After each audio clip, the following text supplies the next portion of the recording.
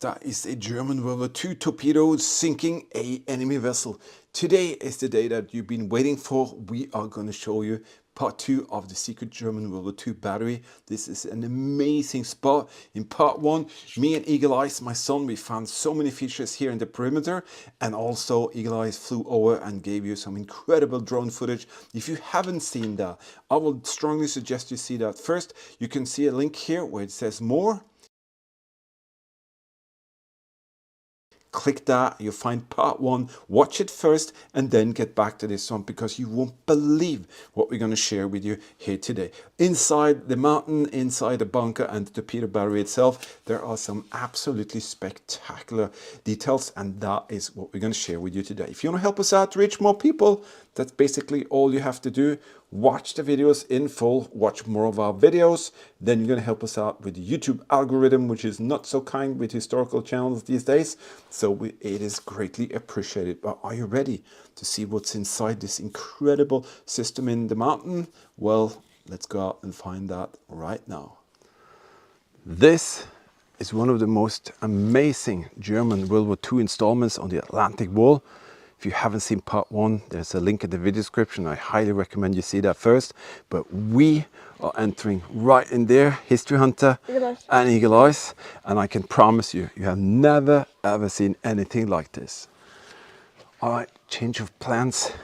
Eagle Eye, he scouted the area earlier and he saw another entrance, and we saw something absolutely spectacular there, and we are actually going in here instead of that place where that dangerous staircase is. I'm not going to risk my son's life for that, so we are going in here.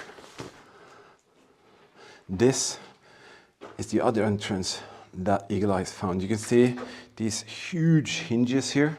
They were cut off, torched off, because they wanted to reclaim material. And this is where Eagle Eye said he could feel draft, and I do agree.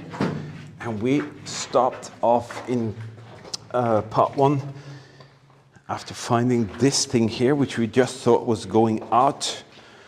Holy cow, we thought this was just going out into a little kind of emergency exit further down, but boy, were we wrong. So we just stepped down the stairs, looked inside, and I said, uh-oh, this is huge. We have to figure out what to do. So now we're going to go down the stairs that Franz and Friedrich and Wilhelm used. You're going to reduce the power on your flashlight to number 1. Oh my God, this is insane. So this is a German World War II battery, where they had 4 battery tubes, and we're going to take you all the way out to the torpedo battery position itself. But I think we're going to experience something pretty, holy scheisse. That's big. I have to crank up the floor. You got big and fresh. All right, if you go behind me, I'll show them the staircase up here. That's steep. That is absolutely ridiculous. But this is what we do. We research, we travel, we explore, and we find these incredible positions to share with you. And I have to say, this is a spectacular place. You can put in fresh. I think they had torpedo storage in here, or at least it was intended to be, because of the long hallway. And there's a huge turn here. I don't even know. We didn't look behind here. Oh, wow. Can I see? What the? Are you kidding me? This is insane. Now we need to go attack. Look at this huge hall here. Maybe that. It is kind of filled with water everywhere. And this thing kind of ends here. A lot of material on the floor in a way. And look here. This is spectacular. I'm going to do something. Shut off your flashlight, Eagle Eyes. This is what you're left with if you don't have a flashlight. So never enter any location like this without a really, really good flashlight. Did you know that you can become a World War II History Hunter team member and the artifacts here could be passed on to you in this manner and fashion here by creating beautiful World War II dioramas and displays? You can be the future keeper of something very, very special by the history and the history hunting that we share together. Check out the link in the video description. You can click that and you can become a Patreon team member if you want to. Different kind of perks with for your eyes only videos, travel vlogs, restoration projects, all of that good stuff. And if you want to know more, check out the supporter videos in the beginning of each month. But now let's continue our little adventure. All right, we can walk on something here that's been laid out before us. Of course, people obviously know what this is, but this is something that we just kind of stumbled upon. And I'm so glad for that. Look at the massive brickwork here. Oh, wow. This must have been such a thing to witness when they built it. As you can see in part one, there's a little explanation of how they did this. And you can also see how remote this place is because we traveled through some incredible terrain to get to this place. Oh my God. Don't step through everything, okay? Wow, this is crazy. How big is this place? I think it's a draft. Yeah, there's draft here for sure.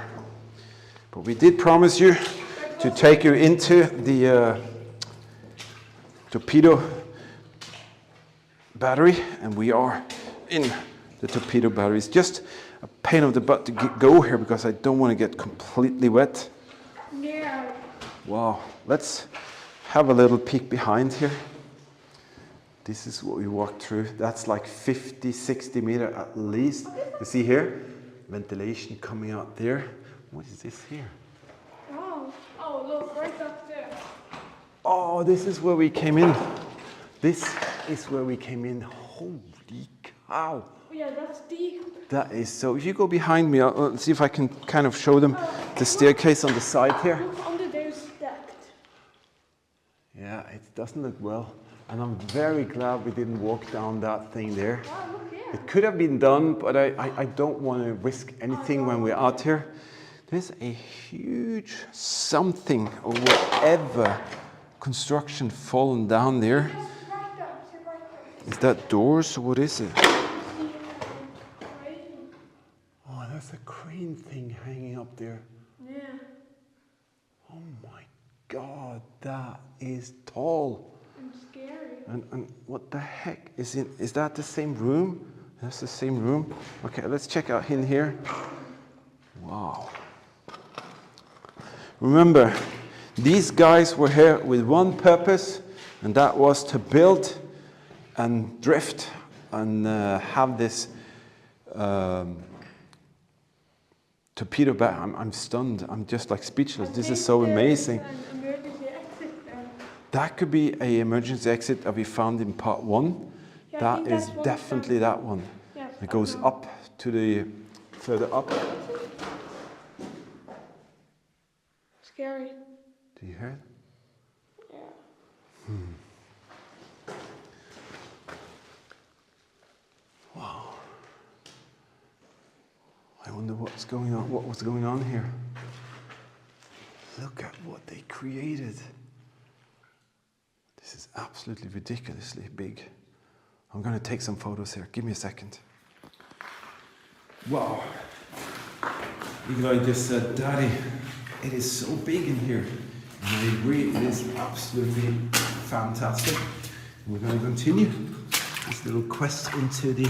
Is that where we came from? Yes, I remember. So we're going this way. Okay. I think it's tons of blood. Let's see, I'm going to arrange that there. I'll turn off my flashlight so it doesn't use power. Where are we coming? Oh, What? this is exactly where I want us to be. This is the torpedo firing room, and that is actually outside. Amazing. That is going to be cool to show you. So in here, we have more. Turn your flashlight. Look at the beautiful work here with the tile or the red rocks. It's not called red rocks. What is it called? It's not tiles. Bricks. Bricks. And you can see here. If you can hold this flashlight I'm going to show this to them. You see, the concrete is there to prevent moisture to come into the establishment. They poured bitumen. You see that? This stuff here is bitumen to prevent moisture from coming in, and then they put on the bricks. And sometimes this kind of solution really works. Other times it doesn't work at all, and the bricks are just being forced off when the winter comes and the water trapped behind freezes, and it just pushes everything out, and then you're left with, you know, absolutely nothing, and all the bricks fall down. I think the locals collected the bricks here, because there are thousands of them. Because you also destroyed ones there. Yeah, so all the bricks here were so valuable after the war, so the locals wanted that. But this, you have to step very careful here, guys, okay? Because it's so slippery, especially on the other side there. Because the waves. The salt water will come in, but this is where the fully prepared torpedoes would be. And you can see now, if you see there's a rounded edge there. There's not a 90-degree edge, and that is because the torpedoes are like 7 meters long. Oh yeah. And you, to be able to transport them into there, you see? Let's do that. There. You see that? That is curved. And I used to work as a sonar operator on a submarine, so I had kind of done loading of torpedoes many, many times. And you can find that in modern underground features of the different fortresses around even today. And you can see the bitumen and all of this. And in the top, there's also steel girdles which will hoist mechanism. This is how you can turn. This is like a railroad system in the ceiling. Yes. See that? So this is where they could put a torpedo left and right and back and forward. And each one of these were probably a place where it held 1 or 2 torpedoes this way, and then 1, 2 torpedoes this way. So they will be laying longitudinal here. Tons of them. Ready to fire. And then all they had to do was to bring the torpedoes out here, where the torpedo, kind of call it weapon, whatever you like to call it, tube. That was here. They could have been taken out from a vessel or something, or specialized used for this position. But as I said, you guys, be very, very careful. This is insanely slippery. Look, the door is full. So this is the pedestal. I'm going to go over to this side. Be careful. This is up to the firing control bunker. We're going to see if we can see what that is later. But right here, this is where the firing crew would be.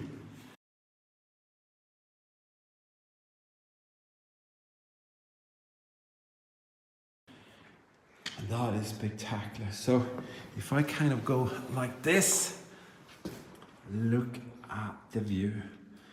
So if you want to watch part 1, you will get some beautiful view. You won't forget it. It is absolutely spectacular. And amazing. Absolutely amazing view. And what was this all about? We said that also in part 1, but it was all about being able to protect and attack this strait here from that island there to here. So any vessel that would like to come into this area would come from here and then pass here. And there's also other torpedo battery further inland. Me and Eagle Eyes, we visited that as well, so you can find that if you watch our videos. That is an amazing thing. It's totally different than this one, but nevertheless one of the German WW2 torpedo batteries on the Atlantic wall. And I don't know about you, but for us to be able to find locations like this is absolutely stunning. I can't get any further out than here. And of course the question is, what is down there? Well, we're not going to drag the RV all the way out here because that's insanely far. But this is as far as we can get. And to know that here, once upon a time, a massive torpedo tube was set up, and that hundreds of people worked to create this thing, and they never even attacked a vessel. And then you can imagine what we just went through here. what did we went through here? There's a massive steel door that used to be up here that was hoisted down. So whenever they had to shut this area, it was boom, rammed in there, and this was fully shut. And they could turn the torpedo tube from going upwards to like this way, and then boom, shut it, you couldn't attack it. And then when they needed to operate it, this huge thing, that's like several meters. Can I use a flashlight? Thank you. Let's see if we can see this up here. See that? This is where the steel kind of huge port will be. And it could be dropped down here. I think we saw something on the outside actually. I think they just dropped it out there. No, they had to recycle it after the war because metal was very precious. But remember, these guys were highly trained, and all of this, absolutely all of what you see here had one purpose, and that was to attack the enemy coming in because they wanted to protect their investment, which is further in here. And that is two things: a massive U-boat pen and a massive German WW2 airfield. So that is why this place was ever created, and the main purpose was to take out any enemy that would try and sneak in here and trying to rob the Germans for their investments. So when you go to locations like this, it is almost as if you don't believe what you're seeing. I don't believe it. I've never seen this before. Never. No. And when you see things like this, then you fully start to understand the implications that the Second World War had on local communities and people in general, society. And it is almost incomprehensible, because just imagine building one of these hallways. That is a massive task by itself. And then imagine you're gonna use workforce and material to go like 7, 8, 9 meters up there. Don't talk about it. Just imagine how much work that itself would have been. And then it just continues forever. And I have to say, I wonder if the people behind this, you know, the people who said, let's create this torpedo thing right here. Go behind me, please. Yeah, I'm behind you. So, did they ever think that the water would seep in through the mountainside? Did they take into consideration that the harsh environment would freeze up and crack up everything? Did they take into consideration that the Allied was never interested at all in going to this positional location, because they could reach it in such another way if they wanted to? And did they take into consideration that all of this could have been kind of put to use on other more important positions? So for me, it's like I really can't understand the philosophy behind what's happening here. Somebody would be firing something inside. You see that? That's bullet holes. Somebody has been firing some weapon in here. But as I said, it is incomprehensible you can't even start to try and figure out why they had this mindset. You just have to accept it, and you just have to say, let's hope that nobody does things like this ever again. Yes, that is exactly the purpose of that location. As Eagle Eye said in the end there, before the battery on the phone died, let's hope that nobody starts more wars, and I couldn't agree more on that. If you want to help us out to reach more positions, locations like this, we have this super thanks feature. That is something that is greatly appreciated. The opportunity for you to help us out. Let's put some gas money onto the tank or into the fuel tank of the camper van. We go out and find more incredible locations like you just saw here. It's thanks to you. This is a part of the epic World War II history road trip we made this summer, and it's thanks to all of you who are patron team members. Thank you for your kind support and being in there for us. Also thank you to all of you who's donate on the PayPal thing, and you know, just thank you for being here. If you want to help us out in another way, you have this opportunity to watch the videos in full and watch more of our videos, and in that way we can reach more people. Can we top this? Well, I can promise you, you're in for something really cool. Just be updated and see when we release new videos. You can give us a thumbs up, a heart, you can subscribe. Something like that will really help us to reach more people as well. All right, stay safe, keep smiling, and we'll definitely see you out there in the next one.